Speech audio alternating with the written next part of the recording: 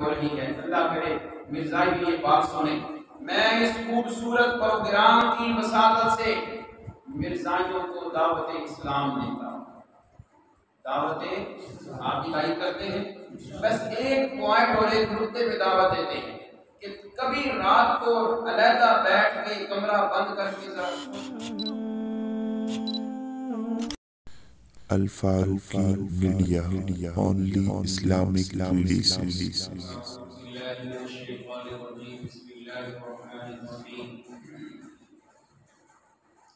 ما كان محمد نبا أحد من رجالكم ولكن رسول الله وخاتم النبيين وكان الله بكل شيء عليما، صدق الله العظيم۔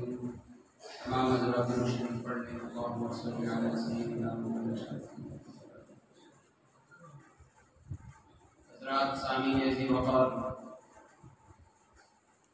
رد قادیانیت کا 3 روزہ ہمارا کورس آج آخری روز میں پہنچ چکا ہے،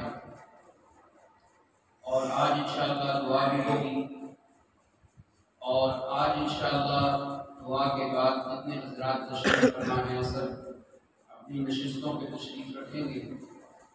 ابو جی کے حکم کے مطابق پچھلے سال بھی ہم نے اس پہ عمل کیا تھا، اور آج بھی محفل حسن کرام کے حوالے سے ایک چھوٹا سا مشاورتی اجلاس کرنا ہے۔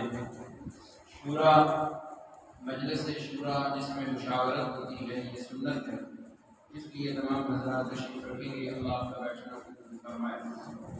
آج جو پہلے دن 2 میرے بھائی تشریف لائے ہیں، ان کی خدمت میں گزارش ہے کہ ہمارا 3 دن کا چھوٹا سا ایک مختصر سا کورس تھا، جس میں مرزائیت کا، قادیانیت کا رد کرتے ہوئے ہم نے 3 موضوعات کو بیان کیا ہے۔ 3 موضوعات کا اجمالی طور پہ میں نے آپ کے سامنے نام دیا۔ پہلا موضوع تھا ختم نبوت، اس پہ پہلے دن گفتگو ہوئی۔ دوسرا عنوان حضرت عیسیٰ علیہ السلام کی حیات، کہ حضرت عیسیٰ علیہ السلام زندہ ہیں، مرزائی کہتے ہیں کہ فوت ہو گئے۔ اور آج تیسرا عنوان بیان کرنا ہے، اور وہ ہے کذبات مرزا۔ کذبات مرزا، مرزا کے دجل، فریب، اس کے جھوٹ، یہ آپ کے سامنے میں تھوڑا سا بیان کروں گا۔ سامعین مکرم، وقت چونکہ کم ہے اور موضوع بڑا طویل ہے، میں چند اس کے اشارے آپ کے سامنے عرض کروں گا تاکہ آپ کو پتہ ہو کہ مرزا قادیانی کون تھا، ہم کیوں اس کی مخالفت کرتے ہیں، اور اس نے کس ذات مبارک پہ ڈاکہ ڈالا ہے، ناپاک جسارت اور کوشش کی ہے۔ اللہ اس کی ذریت کو ہدایت دے، ہدایت کے قابل نہیں تو اللہ ان کو تباہ و برباد فرمائے۔ ایک اصول یاد رکھیں، جب بھی کوئی مولوی مسئلہ بیان کرے، کوئی عالم بات کرے، تو وہاں عالم کی بات کی طرف توجہ ہوتی ہے، اس کی ذات کی طرف نہیں دیکھا جاتا ہے۔ ایک عالم بیان کرے، ہم یہ کہیں ہم اس کی بات مانتے ہیں، بات اس کی ٹھیک ہو، قرآن و سنت کے مطابق ہو، تو ہم نے اس کی بات کی طرف دیکھنا ہے، اس کی ذات کیا ہے اور اس کا کردار کیا رہا ہے، یہ ہم اس طرف توجہ نہیں دیں گے۔ بات اس کی قرآن و سنت کے مطابق ہے تو مان دیں گے، لیکن نبوت کی شان یہ ہے کہ اس کی بات سننے سے پہلے اس کا کردار دیکھنا ہوتا ہے۔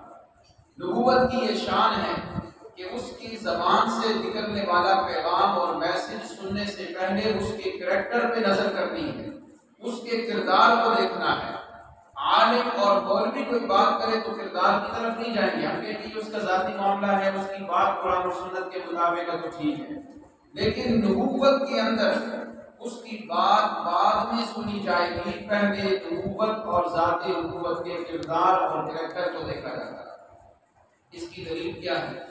نبی علیہ الصلوۃ والسلام نے جب پہلے دن صفا پہاڑی پہ کھڑے ہو کے کلمہ طیبہ کا اعلان کیا، آپ نے اسکول کی کتابوں میں، سیرت کی کتابوں میں پڑھا کہ چچا نے پتھر اٹھا کے پھینکا، مشرکین مکہ نے گالیاں دی۔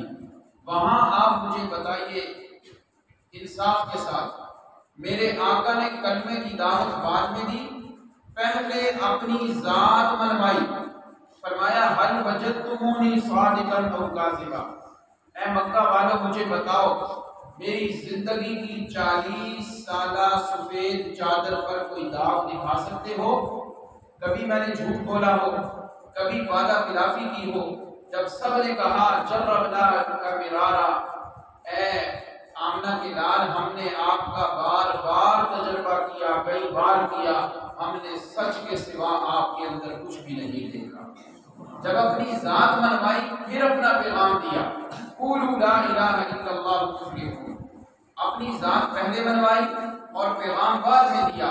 اس لیے مرزا قادیانی کے بارے میں ہم کہتے ہیں کہ اگر اس کو نبی ماننا ہے تم نے مرزائی ہو تو پھر پہلے اس کا کردار دیکھو، کریکٹر دیکھو، سیرت دیکھو کہ آیا وہ انسان کہلانے کے مستحق نہیں، تم نے اس کو نبی مان دیا ہے۔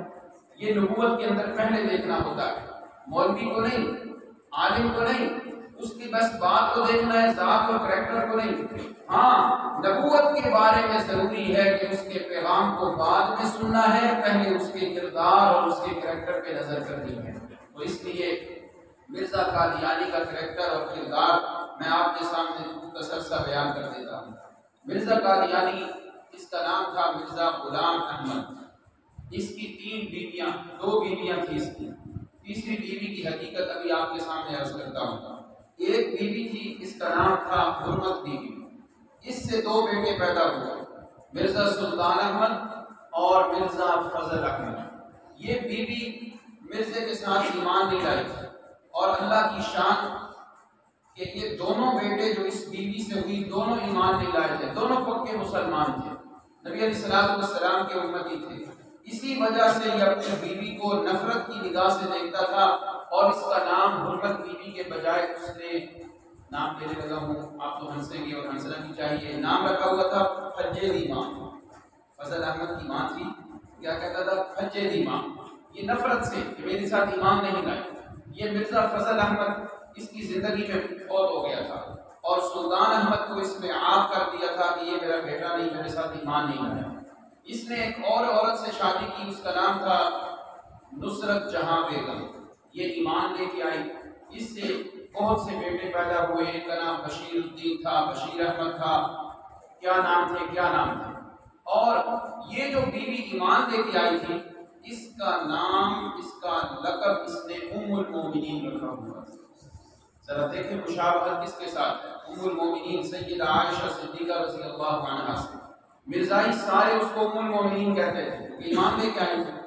اور تیسری بیوی کا اس نے دعویٰ کیا کہ میری بیوی ہے، جس کا نام تھا محمدی بیگم۔ یہ محمدی بیگم اللہ نے بڑا حسن و جمال دیا تھا، پڑوس میں رہتی تھی، اس نے کہیں دیکھ لیا، نظر پڑ گئی تو اس نے کہا میں نے اس سے شادی کر لی ہے۔ اور پھر اللہ کی پناہ اس نے کہا کہ اس عورت سے شادی میری آسمانوں پہ ہو چکی ہے۔ یہ کس سے تشبیہ ہے؟ ہماری وہ روحانی ماں جس کے بارے میں قرآن نازل ہوا کہ اللہ فرماتے ہیں میرا پیغمبر ہم نے آپ کی شادی اس کی آسمانوں پہ کر دی ہے۔ بڑا ذوق لگایا، اس کے والد کو کہا میرے ساتھ نکاح کرو۔ محمدی بیگم کی شادی ہو گئی، اس کے خامد کو دھمکیاں دی، میرے نکاح میں دے دے وگرنہ تجھے مار دوں گا، یہ کر دوں گا۔ اس نے کہا بھلے جو بھی ہو جائے ایسے کبھی نہیں ہو سکتا۔ یہ محمدی بیگم الحمدللہ اس نے مرزا قادیانی کو وہ ناکو چنے چبوائے کہ آج اس کی ذریت بھی حیران ہے کہ اس خاتون نے مرزا قادیانی کو کیا سبق سکھلایا۔ نہ ایمان لے کے آئی، نہ اس کے نکاح میں آئی، اور ختم نبوت کے عقیدے کی محافظ بن کے اس نے زندگی گزاری۔ اللہ کی شان، چند دن قبل ہمارے استاد محترم رحیم عرفان والے تشریف لائے، میں ان کو لاہور لے کر گیا، مجھے فرمانے لگے مولانا احمد علی لاہوری رحمہ اللہ کی قبر پہ جانا ہے۔ جب وہاں گئے میں نے کہا استاد جی ساتھ ہی یہاں محمدی بیگم کی قبر ہے، وہاں بھی اگر دعا ہو جائے۔ پھر الحمدللہ میں نے پچھلے ہفتے میں محمدی بیگم کی قبر میانی صاحب قبرستان لاہور میں نے زیارت کی ہے، دعا کی ہے، اور وہاں یہی لفظوں سے دعا کی کہ مولا اس خاتون نے ختم نبوت کے عقیدے کا تحفظ کیا تھا، اللہ اس کی قبر کو منور فرما۔ آپ کو بھی موقع ملے تو ضرور لاہور میانی صاحب قبرستان میں ضرور جائیے گا، اس خاتون کے لیے دعا کیجیے گا۔ یہ اس کی میں نے پس منظر بیان کیا ہے۔ اب آئیے آگے، میں یہاں بہت کچھ بتا سکتا ہوں، میں صرف چند باتیں آپ کی خدمت میں عرض کروں گا۔ مرزا قادیانی کے جھوٹے ہونے پر ایک نہیں بے شمار دلائل ہیں، ایک نہیں بہت سے دلائل ہیں۔ میں صرف نمونے کے طور پہ جو میں گزارشات مطالعہ کر کے آیا ہوں آپ کے سامنے عرض کروں گا۔ مرزا قادیانی کے جھوٹے ہونے کے لیے سب سے پہلی دلیل یہ ہے کہ جو اللہ کے نبی ہوتے ہیں، سچے نبی، انسانوں میں ان کا کوئی استاد نہیں ہوتا۔ کسی نبی نے کسی مدرسے میں نہیں پڑھا ہوتا، کسی بشر سے علم نے دین نہیں سیکھا، اللہ رب العزت خود استاد ہوتے ہیں۔ مرزا قادیانی کے 3 استاد، ایک کا نام تھا فضل الہی، ایک کا نام تھا فضل احمد، ایک استاد کا نام تھا گل علی شاہ۔ یہ 3 نام تھے استادوں کے۔ اس کی اپنی کتاب کتاب البریہ میں یہ 3 استادوں کے نام لکھے ہیں، جس سے اس نے اسکول پڑھا، قرآن پڑھا۔ سچے نبیوں کے استاد کون ہوتے ہیں؟ اللہ رب العزت۔ اور اس کا استاد کون ہے؟ یہ اس کے جھوٹے ہونے کی پہلی دلیل ہے۔ پہلی دلیل کیا ہے؟ کہ نبی کا استاد کوئی بھی انسان نہیں ہوتا۔ اس کے کتنے استادوں کے نام میں نے ذکر کیے ہیں، یہ اس کے جھوٹے ہونے کی پہلی دلیل۔ دوسری دلیل، جس شہر اور ملک میں نبی رہتے ہیں وہاں کبھی اللہ کا عذاب نہیں آتا۔ اللہ فرماتے ہیں وَمَا كَانَ اللَّهُ لِيُعَذِّبَهُمْ وَأَنْتَ فِيهِمْ، کملی والے جب تک آپ یہاں ہیں، ان میں موجود ہیں، ہم ان کو عذاب نہیں دیں گے۔ اور مرزا قادیانی کی موجودگی میں قادیان شہر جو انڈیا کے اندر یہ کرتارپور جو دروازہ کھلا ہے، اس کی سازش، اس کے پیچھے کس کے ہاتھ ہیں، میں حقائق کو کھولنا نہیں چاہتا۔ یہ بالکل قادیان کے قریب ہے۔ کیا سازشیں ہیں؟ شاید آپ میں سے کوئی اتفاق نہ کرے، نہ میں اس طرف جانا چاہتا ہوں۔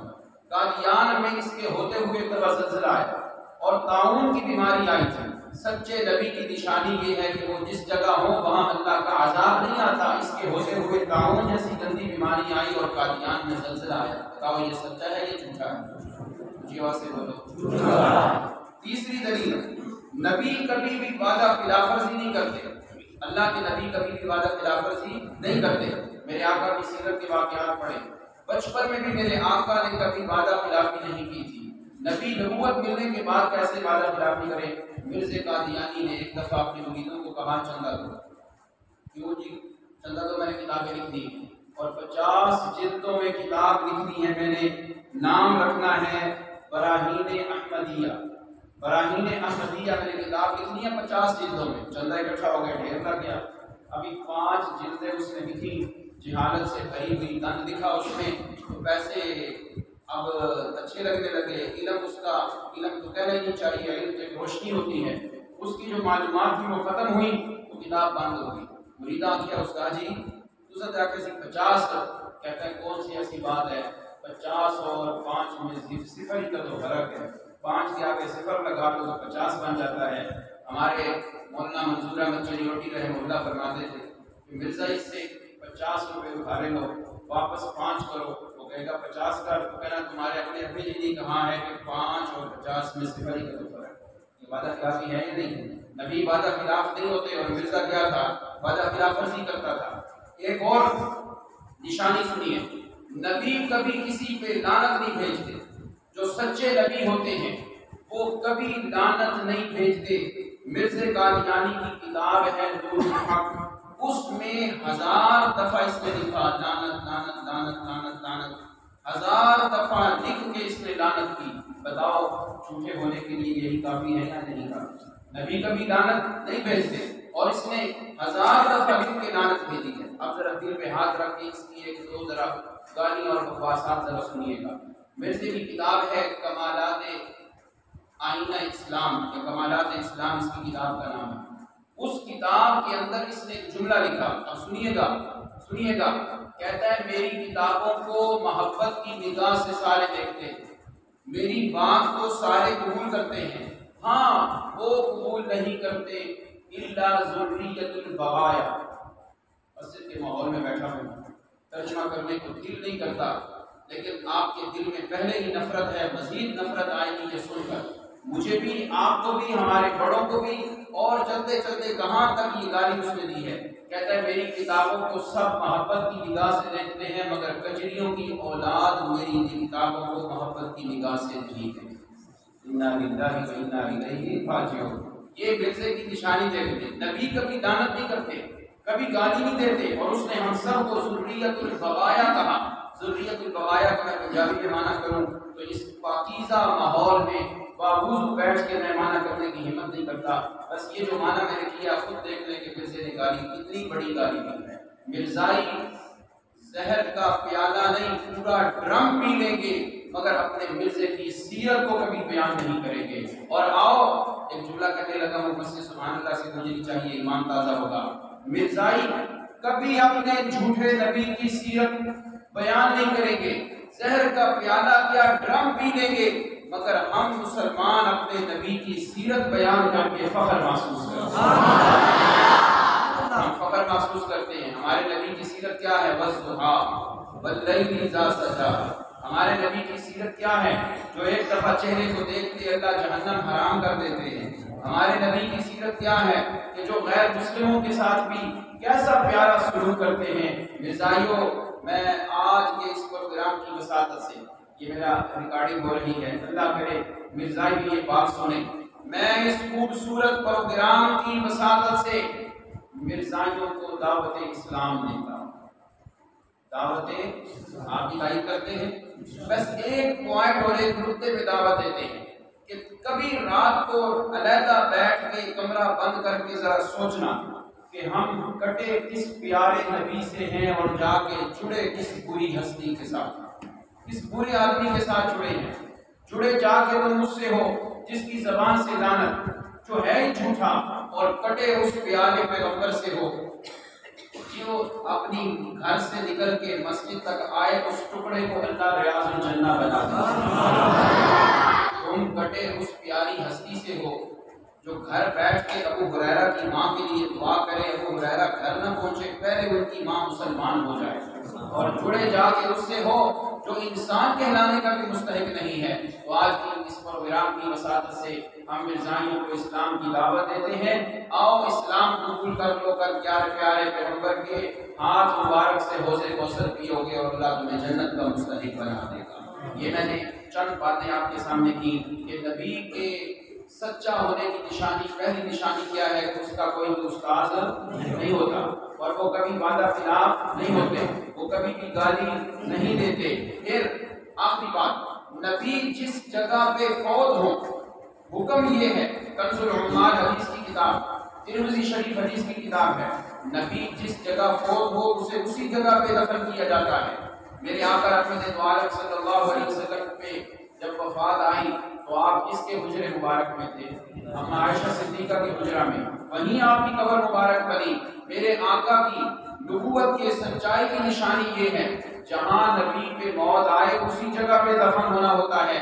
मिर्जा कादियानी मरा लाहौर था 26 मई 1908 सुबह 10:15 बजे के करीब लाहौर में इसकी, मैं क्या बोलूं, जहन्नम वासिल हुआ, जहन्नमी करार पहले भी था, पक्का हो गया, और हैजे की बीमारी में मरा और बैतुल खला में मौत आई। फिर इसके धड़े को, मैं तो मैयत भी नहीं कहूँगा, इसके धड़े को, उस गलीज धड़े को माल गाड़ी के उस डब्बे में रख के जिसमें कुत्ते खिंजीर और जिसमें जानवरों को इधर उधर ले जाया जाता था, उस डब्बे में इसके धड़े को रख के कादियान में ले जाया गया। सच्चे नबी जहाँ फौत होते हैं वहीं कब्र बनती है। इसकी कब्र लाहौर से कादियान में मुंतकिल हुई। बताओ ये सच्चा है या झूठा है? झूठा नबी। अल्लाह अकबर। अल्लाह पाक मिर्जाइयों को हिदायत नसीब फरमा दे। आइए आपकी बात फिर दुआ करते हैं। सच्चे नबी की निशानी ये होती है, जो सच्चे नबी होते हैं ना, वो किताबें लिखा नहीं करते, उन पे किताबें उतरा करती हैं। मुझे बताओ, नबी अलैहिस्सलातु वस्सलाम की कोई किताब मुबारक है जो आप लिखी हो? आपने हजरत मूसा की कोई किताब हो जो लिखी हो? हजरत ईसा की किताब हो जो लिखी हो?